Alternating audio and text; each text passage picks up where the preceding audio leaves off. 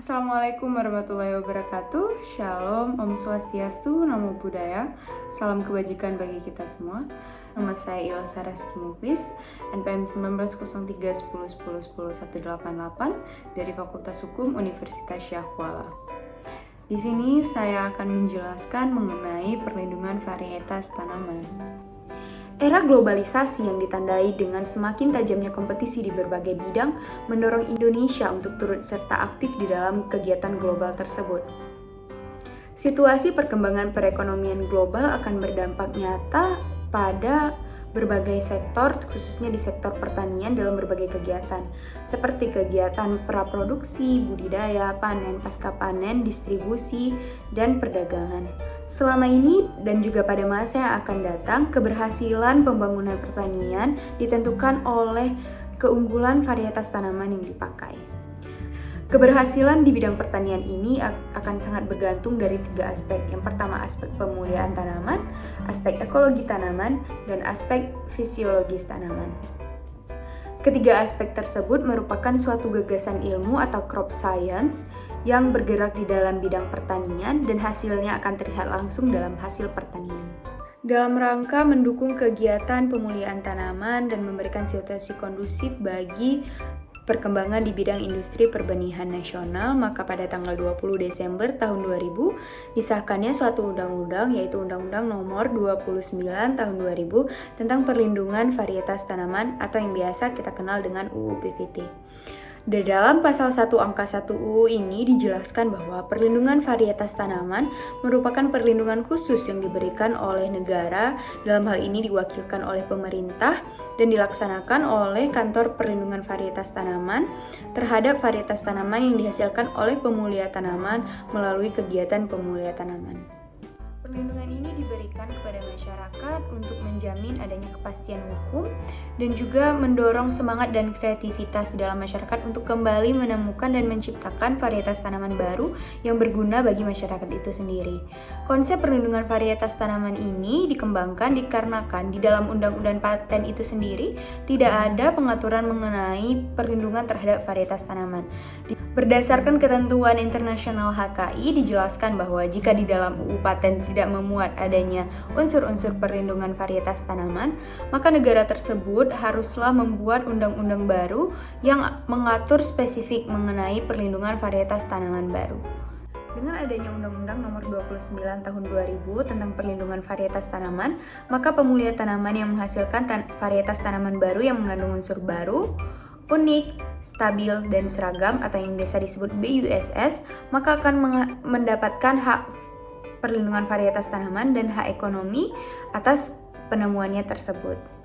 Perlindungan varietas tanaman ini merupakan sui generis dari paten, namun perlindungannya tidak berada di bawah satu naungan, di mana perlindungan kepada paten berada di bawah naungan Kementerian Hukum dan HAM Republik Indonesia, sementara perlindungan varietas tanaman berada di bawah Kementerian Pertanian Republik Indonesia.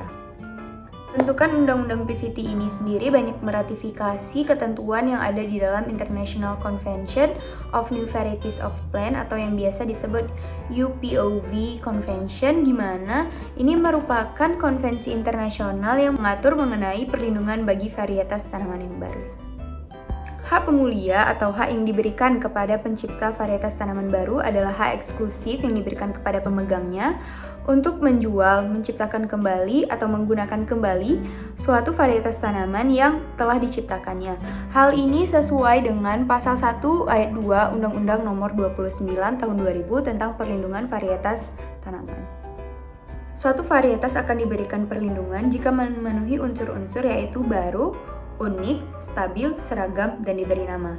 Untuk memenuhi unsur pertama yaitu baru, jika saat penerimaan permohonan PVT, bahan perbanyakan atau hasil panen dari varietas tanaman tersebut belum pernah diperdagangkan Indonesia, atau tidak lebih dari 1 tahun jika telah diperdagangkan di Indonesia, tidak lebih dari 4 tahun jika diperdagangkan di luar negeri untuk tanaman semusim, dan tidak lebih dari 6 tahun jika diperdagangkan di luar negeri untuk tanaman tahunan. Suatu varietas dikatakan unik apabila kita dapat melihat secara jelas apa perbedaan dari suatu varietas tersebut terhadap varietas umum lainnya yang sudah ada di dalam masyarakat. Nah, suatu varietas dapat dikatakan varietas yang seragam apabila ada unsur-unsur penting ataupun utama yang terdapat di dalam varietas tersebut yang sama dengan varietas yang lain, namun berbeda dalam proses penanaman maupun proses dalam lingkungannya. Dan suatu varietas dapat dikatakan stabil apabila dia tidak berubah-ubah sifatnya meskipun telah mengalami beberapa kali penanaman dan beberapa kali siklus perbanyakan. Setelah keempat unsur-unsur tersebut terpenuhi, yaitu baru, unik, stabil, dan seragam, maka suatu varietas tanaman haruslah diberi penamaan agar menjadi nama dari suatu varietas tersebut. Namun ada juga varietas tanaman yang tidak diberi perlindungan terhadapnya, yaitu varietas-varietas tanaman yang bertentangan dengan peraturan perundang-undangan yang berlaku, ketertiban umum, norma-norma kesusilaan, norma agama, norma-norma hukum, maupun bertentangan dengan kelestarian lingkungan hidup. Pemegang hak PVT sesuai dengan pasal 5 UU PVT adalah pemulia atau orang atau badan hukum atau pihak lain yang menerima hak PVT dari pemegang hak PVT sebelumnya.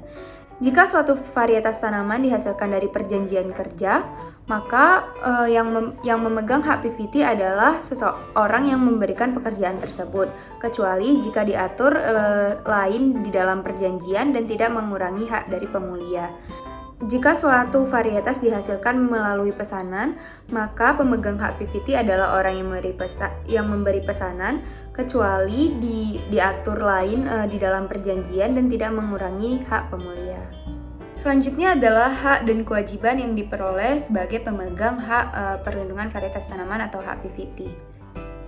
Hak yang diperoleh oleh pemegang hak PVT adalah untuk menggunakan atau memberikan persetujuan kepada orang lain atau badan hukum lain untuk mempergunakan benih ataupun hasil panen untuk tujuan propagasi.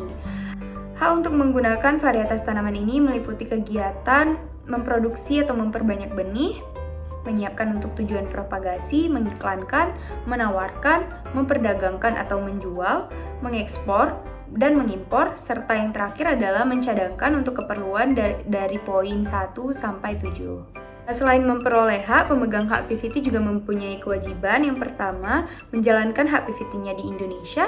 Yang kedua, membayar biaya tahunan PVT.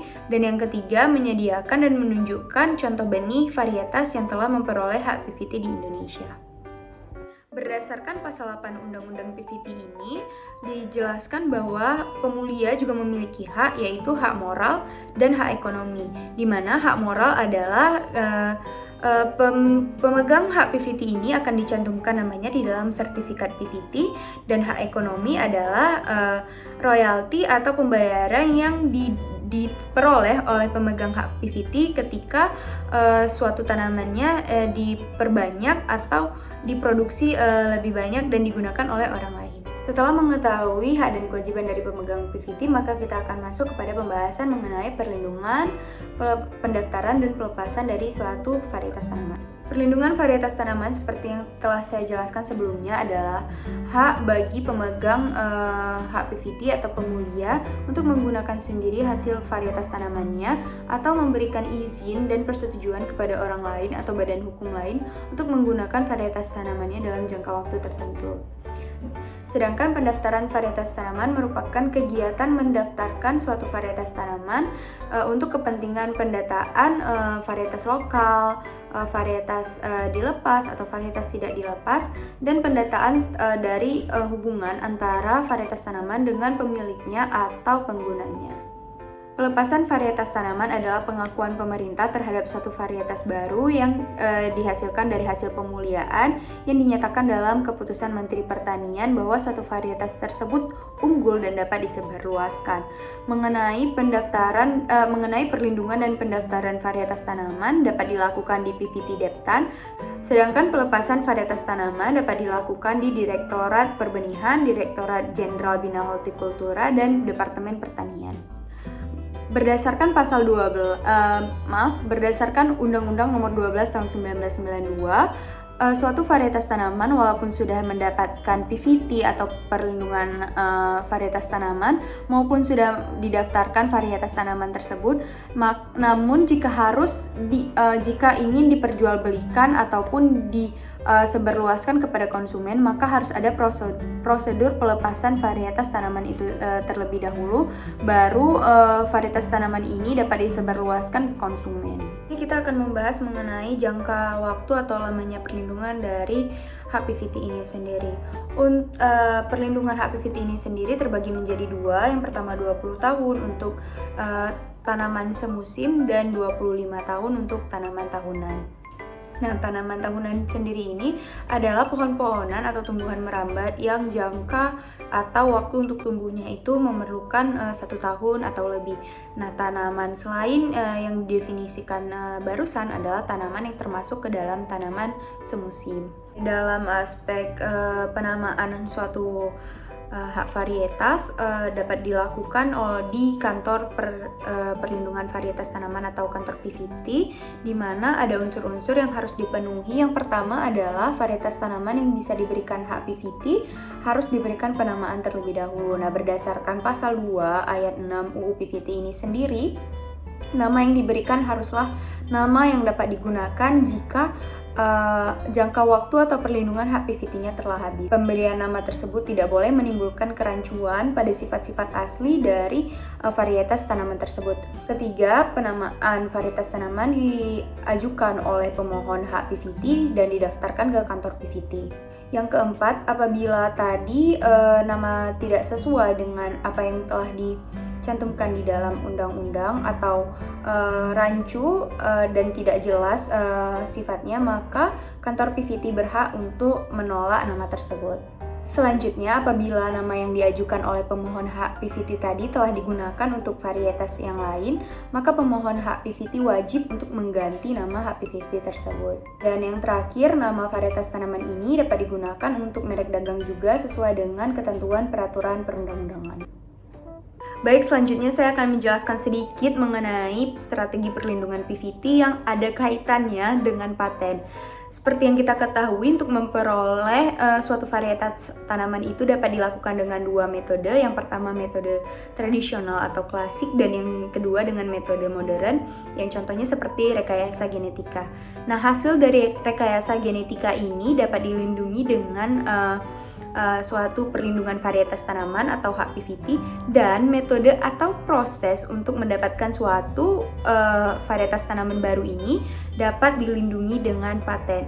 Bahkan jika suatu metode itu atau suatu cara atau alat yang digunakan untuk memperoleh suatu varietas tanaman ini masih bersifat rahasia atau ingin dijaga kerahasiaannya, maka suatu metode ini bahkan dapat didaftarkan dengan rahasia dagang. Seandainya diinginkan perlindungan ganda terhadap proses maupun varietas tanaman, maka yang harus dilakukan itu adalah mempatenkan terlebih dahulu metode atau proses untuk menghasilkan varietas terbaru itu.